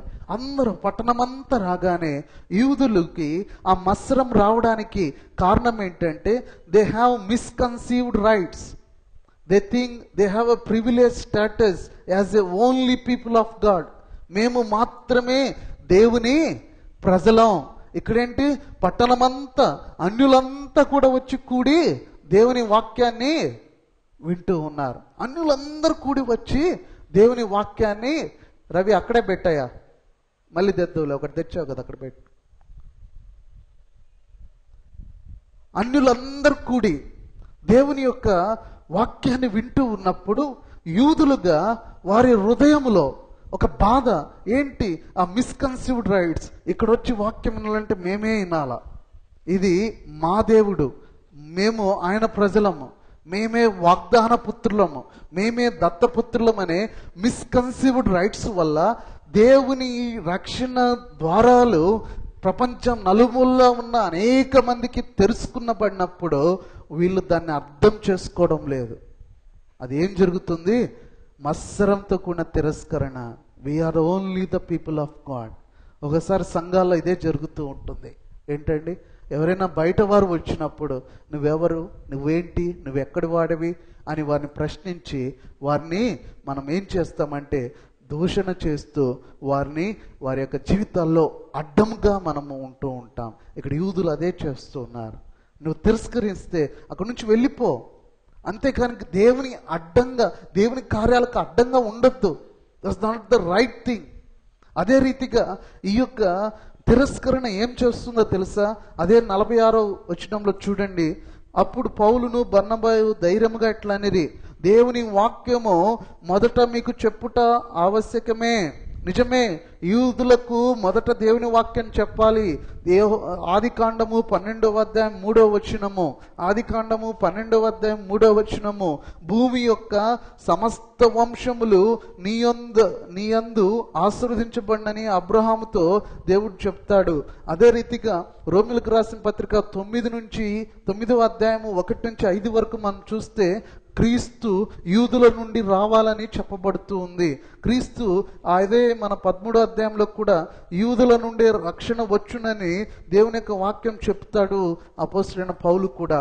నిజమే, ఆ యొక్క మొదటి వాక్యము మొదట ఆయన వారి యొద్దకే పంపబడ్డాడు. క్రీస్తే ప్రభువే చెప్తూ ఉన్నాడు, నేను మీ యొద్దకు వచ్చాను, మీరు నన్ను స్వజనులే ఆయనను స్వీకరించలేదు, తిరస్కరించారు. స్వజనులే అతను తిరస్కరించారు. ఈ తిరస్కరణ ఏం చేస్తుందో తెలుసా? 46వ వచనంలో చూడండి. మొదట మీకు చెప్పుట ఆవశ్యకమే, అయినను మీరు దాన్ని త్రోసివేసి మిమ్మును మీరే నిత్య జీవమునకు అపాత్రులుగా ఎంచుకున్నారు. మీ జీవితంలో మీరు నిత్య జీవానికి పాత్రులు కాకుండా పోయారు. ఎప్పుడైతే దేవుని వాక్యాన్ని త్రోసివేస్తావో, దేవుని వాక్యాన్ని తిరస్కరిస్తావో, దేవుడు ఏర్పాటు చేసిన నిత్య జీవాన్ని నీ చేతులారా తిరస్కరిస్తున్నావు. నువ్వు దేవుని ఆలయంలోనికి, దేవుని వాక్యం వినే అనుభవంలోకి నువ్వు వచ్చినప్పుడు, ఆ వాక్యం మొదట నీకే చెప్పబడుతూ ఉన్నప్పుడు నీవు దాన్ని త్రోసివేసి నీ ఇష్టం వచ్చినట్లు జీవిస్తే క్రైస్తవ సంబంధమైన సమాధి ఏమో జరుగుతుందేమో, కానీ నిత్య జీవం మాత్రం నీకు నాకు ఉండదు. అర్థమవుతుందండి నేను చెప్పేది? ఒక సంఘ కాపరిగా నేను వాక్యం చెప్తూనే చనిపోయి సమాధి చేయబడ్డా, నా జీవితంలో మీకు వాక్యం చెప్తూ ఆ వాక్యాన్ని నేను అంగీకరించకుండా త్రోసివేసిన జీవితాన్ని ఒకవేళ నేను కలిగి ఉంటే, మీరందరూ వచ్చి నాకు సమాధి చేసి సమాధి మీద పెద్ద సిలువ పెట్టి చేసినా నేను ఆ నిత్య జీవానికి పాత్రుణ్ణి కానేరను. ఎందుకు? నా జీవితంలో మీ ముందు ఒక వేషం వేసుకొని ఉన్న పాస్టర్గా, కానీ నా అంతర్గత జీవితంలో దేవుని వాక్యాన్ని త్రోసివేసిన వాడుగా, తిరస్కరించిన వాడుగా ఉంటే నేను నిత్య జీవానికి నేను పాత్రుడను కాను. ఒక కాపరిగా నేను ఇంత ధైర్యంగా చెప్తున్నాను. ఒక విశ్వాసిగా మీ సంగతి ఏంటి? దేవుని వాక్యాన్ని విని వెళ్ళిపోయి త్రోసివేసి దాని ప్రకారం నువ్వు జీవించకపోతే నువ్వు ఎక్కడికి వెళ్తావు? స్వర్గానికి వెళ్తాను అనుకుంటున్నావా? నో. దేవుని వాక్యం చెప్తుంది అది. నువ్వు వాక్యాన్ని త్రోసివేసావా నువ్వు నిత్య జీవానికి పాత్రుడవు కావు. విత్ పాస్టర్ అండ్ బిలీవర్స్ అందరం కూడా థింక్ చేయాల్సిన విషయం ఇది. ఆ తిరస్కర భావంతో దేవుని వాక్యాన్ని తిరస్కరించావా ప్రియ దేవుని బిడ్డ, నీవు నేను పరలోకానికి వెళ్ళాం. ప్రభువా నేను ఎంత సేవ చేశాను, నువ్వు ఎంత సేవ చేస్తే నాకేం బిడ్డ? ప్రభువా ప్రభువా నన్ను పిలుచుట ఎందుకు? నువ్వు నా మాటలు విననప్పుడు, నా ఆజ్ఞలను గైకొననప్పుడు, నువ్వు నా మాటలు నువ్వు ప్రభువా ప్రభువా అని చేయడం ఎందుకు? దయ్యాల్ని పోగొట్టడం ఎందుకు? పేదలకు భోజనాలు పెట్టడం ఎందుకు? సువార్త పరిచయం చేయడం ఎందుకు? ఉపవాస ప్రార్థనలు చేయడం ఎందుకు? ఈ యొక్క చర్చి కట్టుకోవడం ఎందుకు? ఇవన్నీ ఎందుకు? నువ్వు నా మాటలు గైకొని వాక్యానుసారమైన జీవితం నీలో లేకపోతే నీవు నిత్య జీవానికి పాత్రుడవు కావు.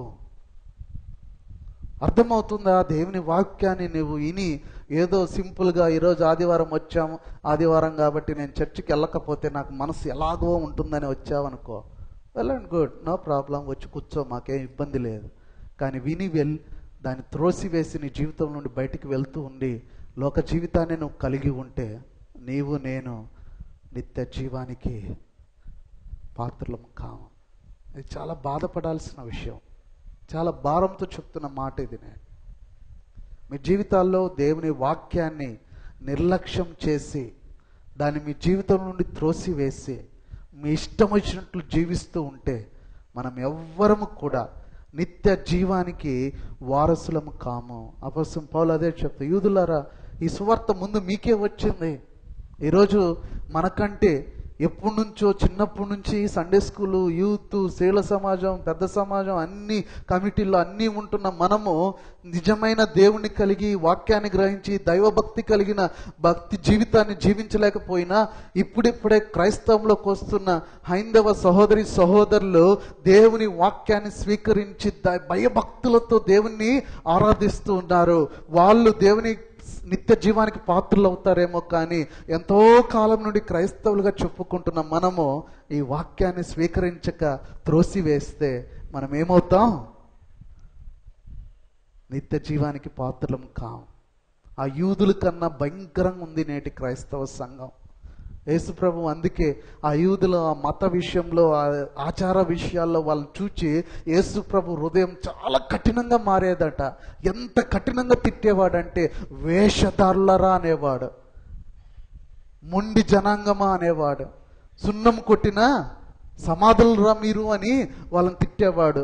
ఆడ మధ్యలో వాళ్ళని చూస్తే అసలు ఆయనకు మంట కలిగేది అనమాట. అంతగా వాళ్ళ మీద విరుచుకుపడేవాడు. కారణం ఏంటంటే you are with the word of God, దేవుని ఆలయంలో ఉంటున్నావు, ఆచారాలు చేస్తున్నావు, అన్ని చేస్తున్నావు, కానీ ఈ వాక్యం ఏది ఉందో దాన్ని తిరస్కరించినప్పుడు నిత్య జీవానికి నువ్వు పాత్రుడు కాకుండా పోతావు. అదే చెప్తున్నాడు పరిశుద్ధాత్మ దేవుడు. మీరు దేవుని వాక్యాన్ని త్రోసివేశారు. మీ దేవుని వాక్యం మొదట మీకు చెప్పుట ఆవశ్యకమే, అయినను మీరు దాన్ని త్రోసివేసి మిమ్మును మీరే నిత్య జీవమునకు అపాత్రులుగా ఎంచుకున్నారు. So this the word is a nice word, you selected your self. ఎంచుకోవడం. రెండు విషయాలు వచ్చాయి. దేవుని వాక్యం వింటున్నావా, తిరస్కరిస్తున్నావా? వింటే నిత్య జీవానికి కారకుడు అవుతావు, నిత్య జీవ వారసుడు అవుతావు. వినలేదా ఏమవుతావు? నరకానికి పాత్రుడు అవుతావు, నిత్య జీవానికి అపాత్రుడు అవుతావు. ఆ ఎన్నుకోవడం కూడా దేవుడు మనకే ఇచ్చాడు. నేను పోయిన వారం కూడా చెప్పాను, దేవుడు మనల్ని మరమనుషులుగా చేయలేదు. మరమనుషులం అయింటే ఆదాము అవ్వ కూర్చొని ఉండండి, పండుకొని ఉండండి అంటే మళ్ళా దేవుడు వచ్చేదాకా పండుకొని ఉండేవాళ్ళు. వాళ్ళకు సంపూర్ణమైన స్వేచ్ఛ, సంపూర్ణంగా ఎంచుకునే, మంచి చెడును ఎంచుకునే ఆ యొక్క మంచి మనస్సాక్షిని దేవుడిచ్చాడు. అదే మనస్సాక్షితో దేవుడు నీ హృదయంతో, నీ తలంపులతో, నీ యొక్క ఆలోచనతో ఈరోజు మాట్లాడుతూ ఉన్నాడు. నువ్వు తిరస్కరిస్తే నువ్వు నిత్య జీవానికి వెళ్ళవు, నరకానికి పోతావు. స్వీకరించి దాని ప్రకారం అన్వయించి నడుచుకుంటే నీవు నిత్య జీవానికి వెళ్తావు. మత్సరంతో కూడిన తిరస్కరణ మన జీవితాల్లో లేనిపోని దూషణలు తీసుకొస్తుంది. అనేక మందికి దేవుని కార్యాలకు అడ్డంగా నిలబడతాం. అన్నీ ఆయనే చేస్తున్నాడు, నేను చేయడం లేదని అసలు ఏం చేయకుండా ఆగిపేసే అవకాశాలు ఉన్నాయి. అదే రీతిగా ఈ తిరస్కరణ నిత్య జీవానికి అపత్రులుగా మనం పాత్రలు కాని వారుగా చేస్తూ ఉంది. అంతేకాదు 51 వచనాల్లో చూడండి, 51 వచనాల్లో కానీ యూదులు భక్తి మర్యాదలు కల స్త్రీలను ఆ పట్టణపు ప్రముఖులను రేపి పౌలునకు బర్నబాకు హింస కలుగ చేసి వారిని తమ ప్రాంతముల నుండి వెళ్ళగొట్టిరి. ప్రియ దేవుని బిడ్డలారా, భక్తి మర్యాదలు కల స్త్రీలు చాలాసార్లు మనకందరికి అనుభవాలే. అప్పుడప్పుడు ఆ ఫైటింగ్ ముళ్ళో, ఆ గొడవలు వర్గభేదాల్లో మనం చూస్తే ఏం చేస్తారండి? ఒకరిని మనం తిరస్కరించిన సందర్భంలో మనం నిలబడాలి అంటే, వాళ్ళని పోగొట్టాలంటే ఏం చేస్తారు? ఇక్కడ చూడండి, ఆ యొక్క యూదులు మత సంబంధులు కాబట్టి వాళ్ళు చేసింది భక్తి మర్యాదలు గల స్త్రీలను రేపారంట. చాలా పవర్ఫుల్ అండి. స్త్రీల సమాజం సామాన్యమైంది కాదు. ఒకరిని ఉంచాలన్నా ఒకరిని బీకాలన్నా వాళ్ళని రేపితే చాలు. సినిమా చూపిస్తారు ఇక్కడ కదండి, నువ్వెవడంటే నేనెవడని ఈ మైకు బేగుతారు, అన్నీ బేగుతారు. ఇది తిరస్కార భావము కలిగిన వాడు దేవుని కార్యాన్ని అడ్డుకోవడానికి. వాళ్ళని కానీ రేపామంటే చాలు, ఇంకేం చేయబల్లాడ. మనం వెనక బెంచ్లో కూర్చొని గమ్ము కూర్చొని ఉండొచ్చు. మొత్తం గేమ్ ప్లాన్ అంతా స్త్రీల సమాజం చూసుకుంటుంది. వాళ్ళని ఎవరు తాకరు కూడా, వాళ్ళు మాత్రం అందరిని కొట్టేసి ఉంటారు. అదే చేస్తున్నాడు. ఒక కార్యాన్ని అడ్డం చెప్పాలి అంటే ఎవరెవరిని వాడుకుంటున్నారు వాళ్ళు? యూదులు. కానీ యూదులు భక్తి మర్యాదలు గల స్త్రీలను ఆ పట్టణపు ప్రముఖులను రేపారు. ఎప్పుడైతే ఈ స్త్రీలు ఈ అడ్డుకోవడంలో అడ్డం పడ్డారో, ప్రముఖులు లేచి నిలబడి నిజమే ఈ యూదుల తిరస్కరణ మంచిదే అని వారికి సపోర్ట్ నిలబడ్డారో, దేవుని వాక్యాన్ని ఘనంగా పట్టణమంతా వచ్చి వింటున్న వ్యక్తులు చెప్తూ ఉన్నప్పుడు వాళ్ళని హింసించి వాళ్ళని ఆ పట్టణం నుంచి తరిమి కొట్టారు. జాగ్రత్తగా ఉండాలి. ఎవడికో మత్సరం కలిగి, ఎవడికో జలసి అయి, ఎవడో వాడి యొక్క సీక్రెట్ ఎజెండాను మన మీద వృద్ధి మనల్ని పావులుగా వాడుకొని దేవుని సంఘ కార్యక్రమాలకు అడ్డం పడే వాళ్ళు ఎంతో మంది ఉంటున్నారు. అవన్నీ మనకు అనుభవపూర్వకాలే. we've experienced that.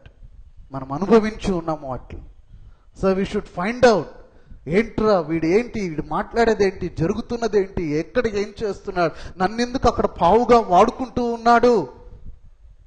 ఒకవేళ ఈ తిరస్కర భావంతో జలసితో వీళ్ళేమన్నా నన్ను చేస్తున్నాడా అని ఎల్లప్పుడూ మనం ఆలోచించాలి.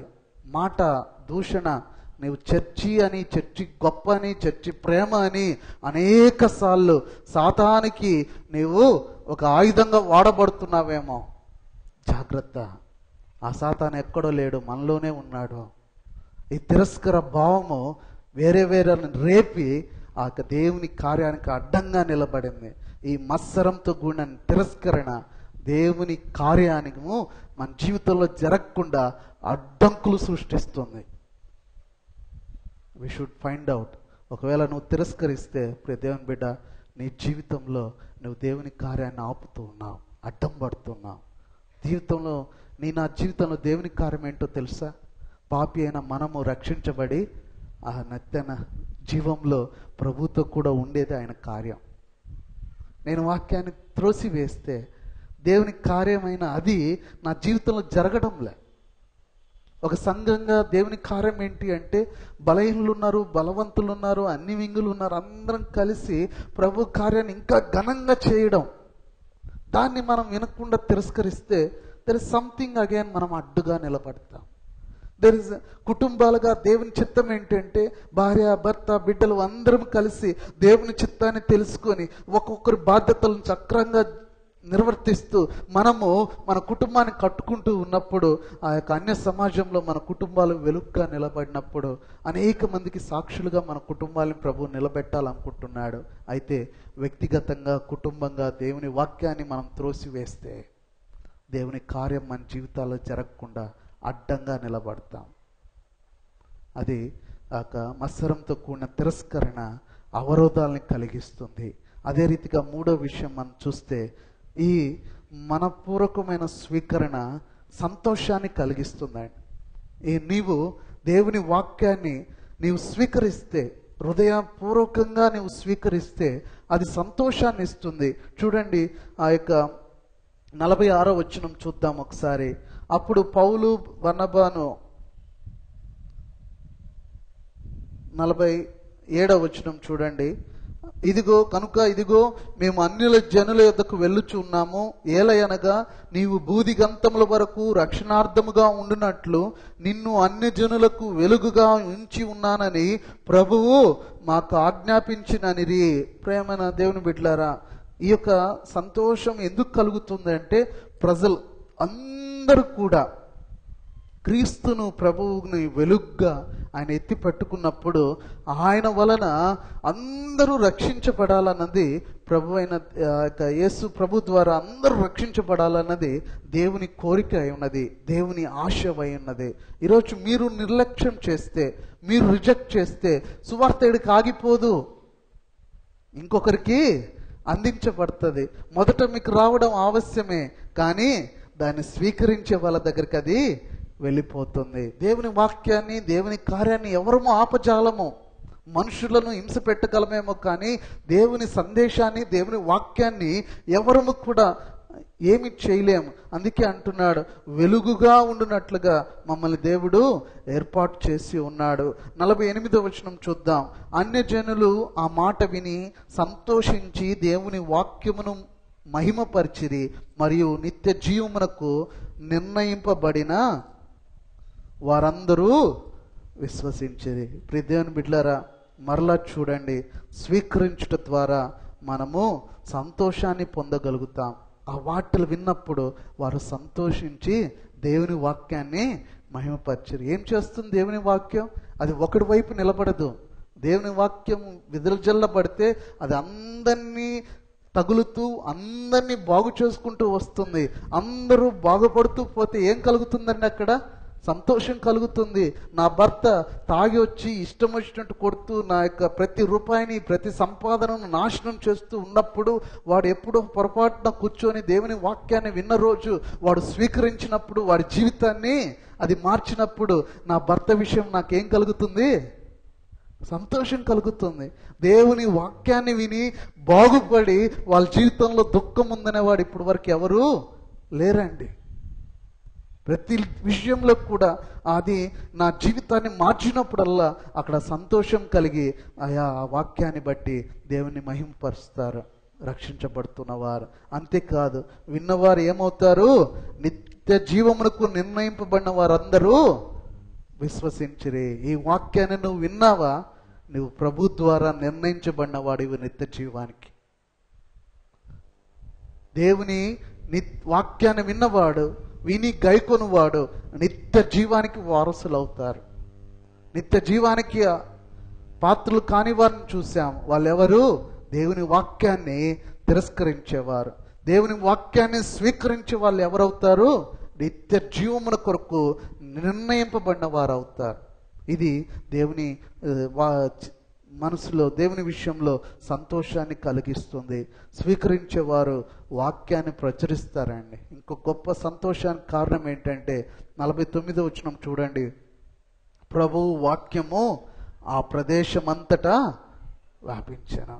నువ్వేం చేస్తావు? దేవుని వాక్యాన్ని నువ్వు కలిగి ఉన్నప్పుడు నీవు అనేక మందికి ఆ వాక్యాన్ని చెప్పడానికి ప్రయత్నం చేస్తావు. దిస్ నాట్ హ్యాపెనింగ్ అంటే మనం స్వీకరించడం లేదని అర్థం. మనం వచ్చామా పోయామా అంతవరకే మన పని. నువ్వు స్వీకరిస్తే నువ్వు నిత్య జీవానికి పాత్రుడు అవుతావు. స్వీకరిస్తే నీ జీవితం మారుతుంది, నీ జీవితంలో సంతోషం వస్తుంది, దేవుని వాక్యాన్ని మహిమపరుస్తావు.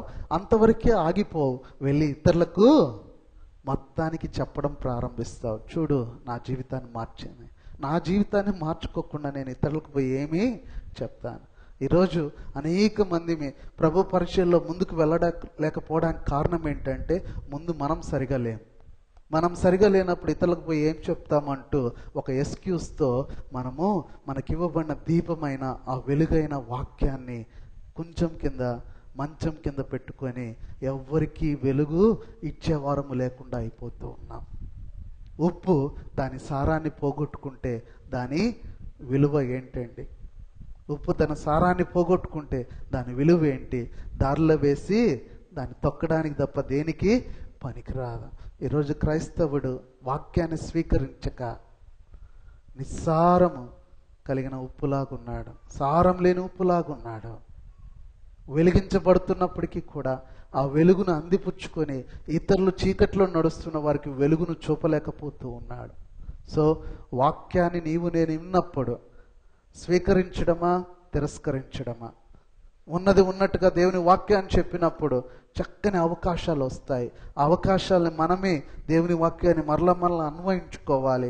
కృపలో నిలబడాలి అంటే వాక్యాన్ని గైకొనాలి. ఆసక్తితో మనం దేవుని వాక్యానికి వచ్చినప్పుడు దేవుని వాక్యం మన జీవితాన్ని మారుస్తుంది. ఒకవేళ మత్సరముతో దేవుని వాక్యాన్ని తిరస్కరించాలంటే దేవుని బిడ్డలమైన కానీ మన నోట దూషణ వస్తుంది, దేవుని కార్యాలకు అడ్డంగా నిలబడతావు.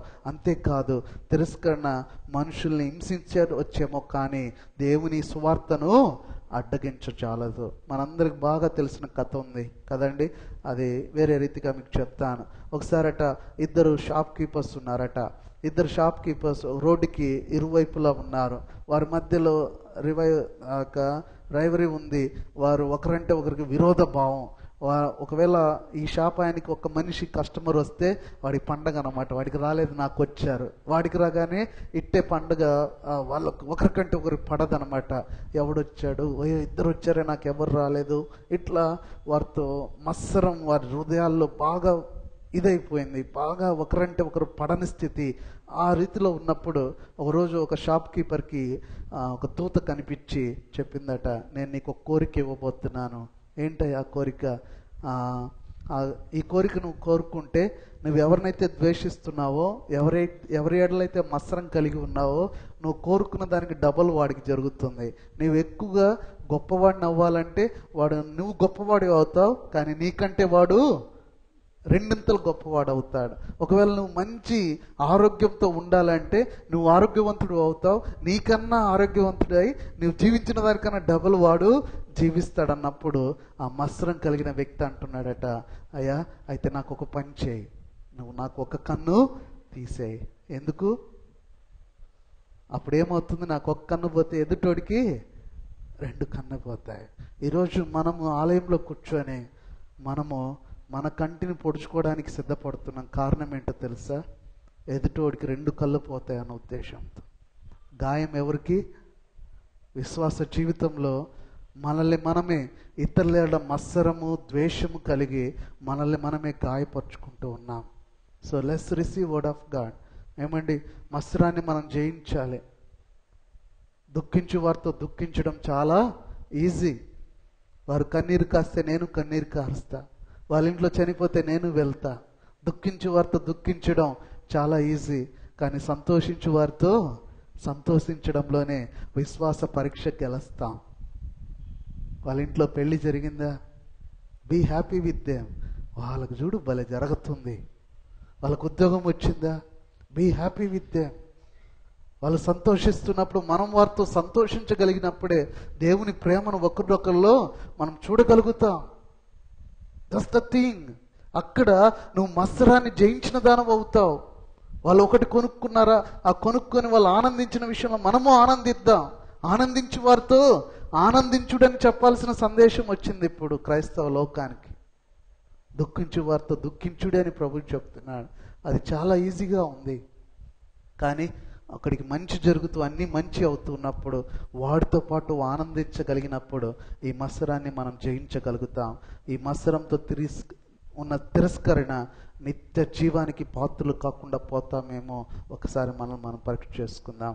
అందరం కళ్ళు మూసుకుందాం. ఇప్పుడు దేవుని బిడ్డలారా, ద స్పిరిచువల్ సర్జరీ చాలా పెయిన్ఫుల్.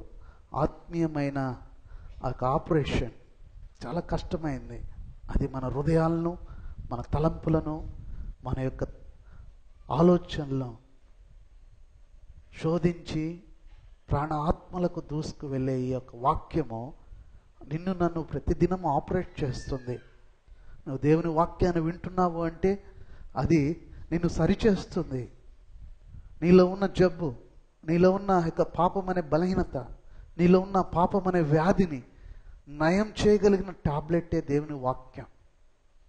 ఆ వాక్యాన్ని నువ్వు స్వీకరించి మింగితే, ఆ వాక్యము నీ జీవితంలో పని చేయబడి నీలో ఉన్న పాపం అనే వ్యాధి నయమై నిత్య జీవానికి కారకుడు అవ్వగలుగుతావు. ఒకవేళ వాక్యమును తిరస్కరిస్తే బిడ్డ, నువ్వు నిత్య జీవానికి కారకుడు కాకుండా పోతావు. ఇంత క్రైస్తవ జీవితం, ఇంత అనుభవం, ఇంతవి, ఇదంతా కూడా నేను నిత్య జీవంలో లేకపోతే ఏమి కారణం? ఒకరోజు వస్తుంది అటువంటి వారికి ప్రభువా ప్రభువా అని మనం పిలిచినా కానీ నీవెవరో నాకు తెలియదనే రోజు ఒకటి రాబోతుంది. అటువంటి అనుభవం మనకు అవసరమా? ప్రభువా, నేను నీ ఆలయానికి వచ్చాను నాయన, నీ కానుకలు ఇచ్చాను తండ్రి, అయ్యా పేదవాళ్ళకి ఇవి చేశానయ్యా, అది చేశానంటే నువ్వెందుకు నన్ను ప్రభువా ప్రభువా అని పిలుస్తున్నావు? నీవెవరో నేను ఎరుగనని ఆ ప్రభువు అంటే అది ఎంత దుఃఖకరమైన జీవితమో చూడండి. ఈరోజు దేవుని వాక్యాన్ని స్వీకరించు, దానికి అనుగుణంగా జీవించు. అది సంతోషాన్ని తీసుకొస్తుంది నీ జీవితంలో, నిన్ను బట్టి నీ కుటుంబంలో, నీ కుటుంబాన్ని బట్టి నీ సంఘంలో. ఆ రీతిగా దేవుని వాక్యాన్ని మనం మహిమపరచగలుగుతాం, అనేక మందికి ప్రచురించగలుగుతాం. దేవుడు ఈ మాటల్ని మన జీవితాలు దీవించలాగా ప్రార్థన చేసుకుందాం. కృపా సత్య సంపన్నుడా పరలోకపు తండ్రి, నాయన నీకు వేలాది స్తుతులు స్తోత్రాలు నాయన. అనేక సార్లు కొన్ని వందల వాక్యాలు మేము విన్నాము నా తండ్రి, ఎన్నో గొప్ప గొప్ప స్పీకర్స్ మాటలు మేము విన్నాము నాయన. అయ్యా, విని వెళ్ళుట మాత్రమే కాక వినిన మాటలను స్వీకరించి మా జీవితాలను సరిచేసుకొని ఎటువంటి మత్సరము, ద్వేషము, అడ్డము, దూషణ, నాయన తిరస్కార భావం లేకుండా ఆ నిత్య జీవానికి మేమందరము కూడా పాత్రలకు రీతిగా ప్రభువా మమ్మల్ని ఆస్వాదించండి నాయన. ఈరోజు దేవుని వాక్యాన్ని విని తమ జీవితాలని సరిచేసుకొని వారి కుటుంబాలకు, వారి జీవితాలకు సంతోషం కలిగి ఉండాలని ఆశపడు ప్రతి హృదయాన్ని మీ చేతికి అప్పగిస్తున్నాను ప్రభువా. మమ్మల్ని ఆస్వాదించి నీ కృపలో నాయన మమ్మల్ని అందరినీ కూడా నా తండ్రి నీ వాక్యాన్ని విని గాయకొని సంతోషించి మహిమపరుస్తూ మహిమ కలిగిన జీవితాన్ని నాయన నిత్య జీవానికి నాయన మేమందరం కూడా నిర్ణయింపబడిన వారముగా జీవించడానికి కావలసిన కృపను మాకు దయచేస్తారని ఈ కొద్ది విన్నపములు యేసు క్రీస్తు పేరిట వేడుకుంటున్నాం మా తండ్రి, ఆమేన్. దేవుని నామానికి మహిమ కలుగును గాక. ఆంధ్రప్రదేశ్ కీర్తన నుండి 572 పాట, స్తుతియు మహిమయు నీకే అన్న పాటను పాడుతూ ఉండగా పరిచారకులు వచ్చి కానుకలు స్వీకరిస్తారు.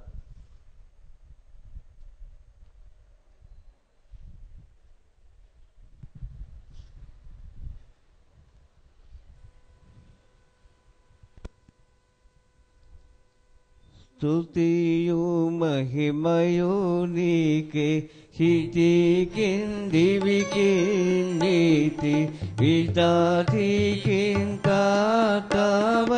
వెలయో మా దేవా. స్తుతియు మహిమయు నీకే, హితికిందివికి నీతి వితాతికింకాతవై వెలయో మా దేవా. ప్రతి వస్తువును మాకు బహుమతిగా నీచు ఇతుడమే ప్రేమని కేట్లు చూపుదుము. స్తుతియు మహిమయు నీకే, హితికిందివికి నీతి వితాతికింకాతవై వెలయో మా దేవా. హసిడి వర్ణపుటెండ భాగ్యధారలవన విసరు మంచి గాలి విరియు పుష్పములు రసముల్కు పండుని రమ్య ప్రేమంజటు ససరించుకోదాలో ఫలనుందు నీవు. స్తుతియు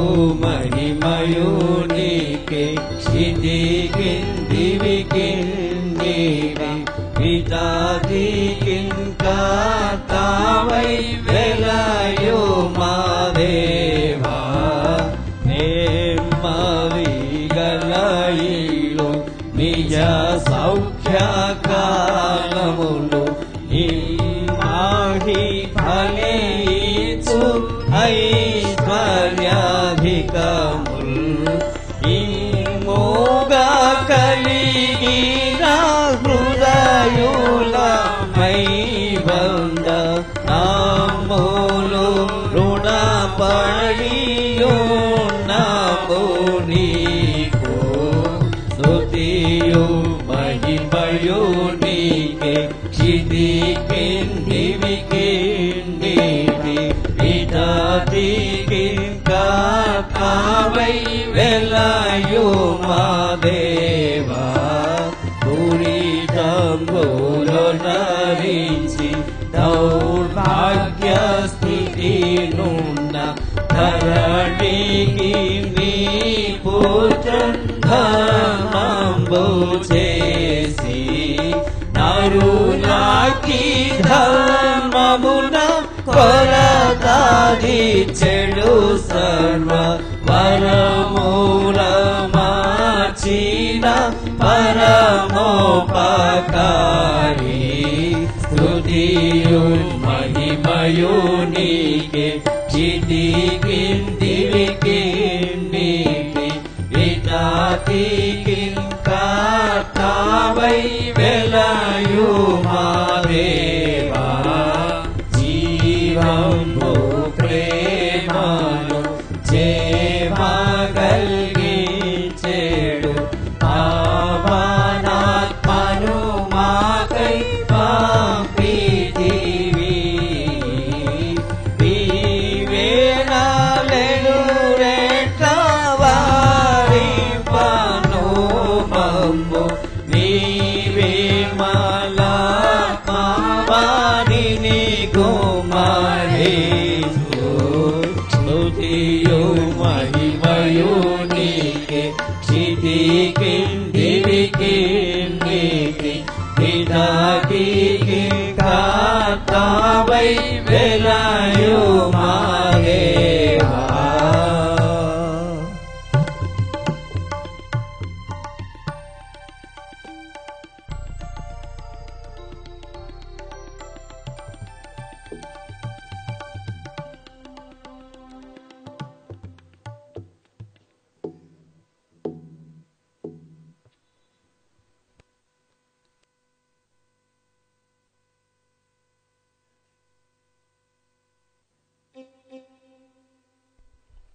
దేవుని నామానికి మహిమ కలుగును గాక.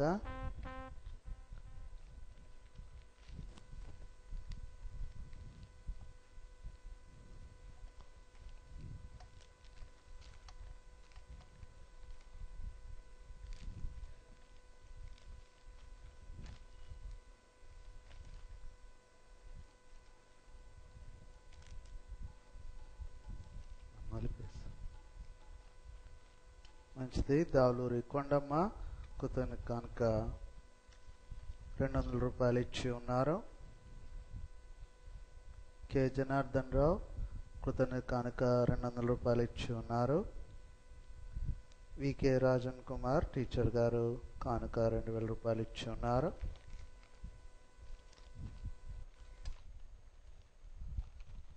సామ్రాజ్యమ్మ గారు కృతన్ ఆలయ కట్టుబడి కొరకు 1000 రూపాయలు ఇచ్చి ఉన్నారు.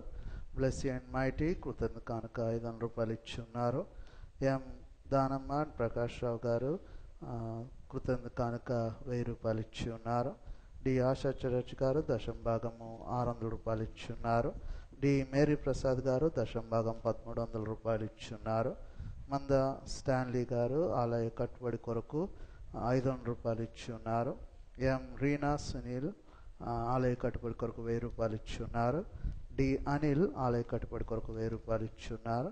ఓరుపల్లి సుధాకర్ గారు 36 నెలలకు గాను 7వ ఇన్స్టాల్మెంట్ 1000 రూపాయలు ఇచ్చి ఉన్నారు. కావలి రత్నమ్మ గారు 500 రూపాయలు ఆలయ కట్టుబడి కొరకు ఇచ్చి ఉన్నారు. ఏ రాజు టీచర్ గారు ఆలయ కట్టుబడి కొరకు 1000 రూపాయలు ఇచ్చి ఉన్నారు. కొమ్ము రమేష్ 4వ ఇన్స్టాల్మెంట్గా ఆలయ కట్టుబడి కొరకు 1000 రూపాయలు ఇచ్చి ఉన్నారు. ఎం భాస్కర్ గారు 2వ ఇన్స్టాల్మెంట్గా 1000 రూపాయలు ఇచ్చి ఉన్నారు. ఓ ప్రిస్కిల్లా వైఫ్ ఆఫ్ జగన్ గారు ఆలయ కట్టుబడి కొరకు 1000 రూపాయలు ఇచ్చి ఉన్నారు. పి రీతి హవిలా రాయసన్ రవి ఆలయ కట్టుబడి కొరకు 2000 రూపాయలు ఇచ్చి ఉన్నారు. వి సునీత ఆనంద్ గారు ఆలయ కట్టుబడి కొరకు 1000 రూపాయలు ఇచ్చున్నారు. కాలు రత్నమ్మ గారు దశం భాగము 1700 రూపాయలు ఇచ్చున్నారు. శ్రీ డాక్టర్ ఓ రాజేష్ బాబు గారు ఆలయ కట్టుబడి కొరకు ఫస్ట్ ఇన్స్టాల్మెంట్గా 1000 రూపాయలు ఇచ్చున్నారు. మల్లెల పార్వతమ్మ గారు ఆలయ నిర్మాణం కొరకు 1000 రూపాయలు ఇచ్చున్నారు. బొంత మోజస్ గారు ఆలయ కట్టుబడి కొరకు 1000 రూపాయలు ఇచ్చి ఉన్నారు. డి కుజూర్ కృతజ్ఞ కానుక 300 రూపాయలు ఇచ్చున్నారు. ముద్ద రవికుమార్ గారు ఆలయ కట్టుబడి కొరకు 1000 రూపాయలని ఇచ్చి ఉన్నారు మొదటి ఇన్స్టాల్మెంట్గా. కె ప్రదీప్ కుమార్ గారు ఆలయ కట్టుబడి కొరకు సెకండ్ ఇన్స్టాల్మెంట్గా 1000 రూపాయలు ఇచ్చి ఉన్నారు. అదే రీతిగా పేరు రాయలేదు, కృతజ్ఞ కానుక 500 రూపాయలు వచ్చి ఉంది. శ్రీ వి రోసయ్య గారు ఆలయ కట్టుబడి కొరకు 1000 రూపాయలు ఇచ్చి ఉన్నారు. శ్రీమతి డిఎన్ రత్నమ్మ గారు దశం భాగం 2115 రూపాయలు ఇచ్చి ఉన్నారు. అదే రీతిగా బైబిల్ క్విజ్ ఆన్సర్స్ శ్రీమతి డిఎన్ రత్నమ్మ గారు ఆలయ కట్టుబడి కొరకు 1000 రూపాయలు ఇచ్చి ఉన్నారు.